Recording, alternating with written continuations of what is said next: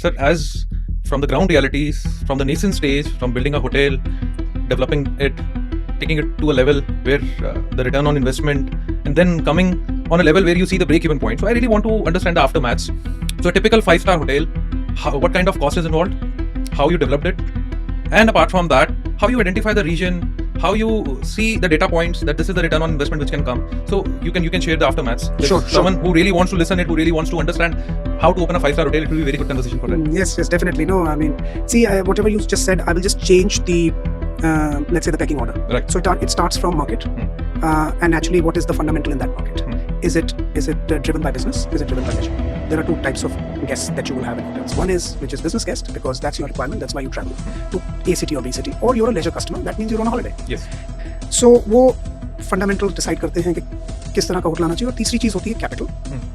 आप हो सकता है आपके पास मार्केट है, लेकिन आपके पास हो सकता है उतना पैसा नहीं है कि मेरे को 5 स्टार बनाना है, और आपका लैंड बहुत वैल्यूएबल है। Right. तो आप कहते हैं यार अब मेरे को किसी तरह से अपनी मैथ्स बिठानी है। कस्टमर दोनों के हैं, 4 स्टार का भी है, 5 स्टार का भी। तो बेस्ट क्या होना चाहिए? फिर हम मार्केट को देखते हुए, कैपिटल कैपेसिटी को देखते हुए हम डिसाइड करते हैं कि यहाँ पे क्या आना चाहिए। Then is the construction story, Right. which is also nowadays becoming very professional. So you have professional contractors who do it.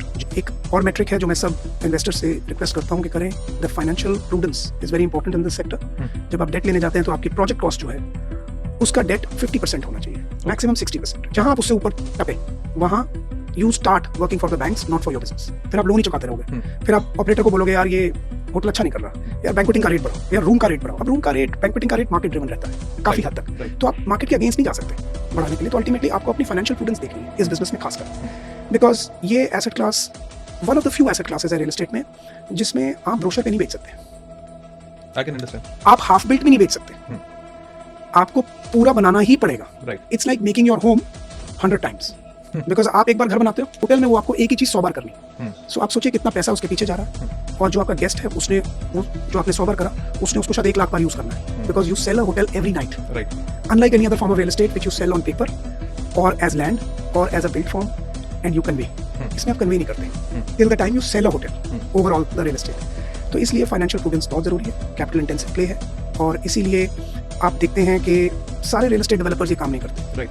जो रेजिडेंशियल Capital बहुत बड़ा लगता है। कैपिटल बहुत बड़ा लगता है, तो आपका वो कैश फ्लो होना चाहिए। होना चाहिए।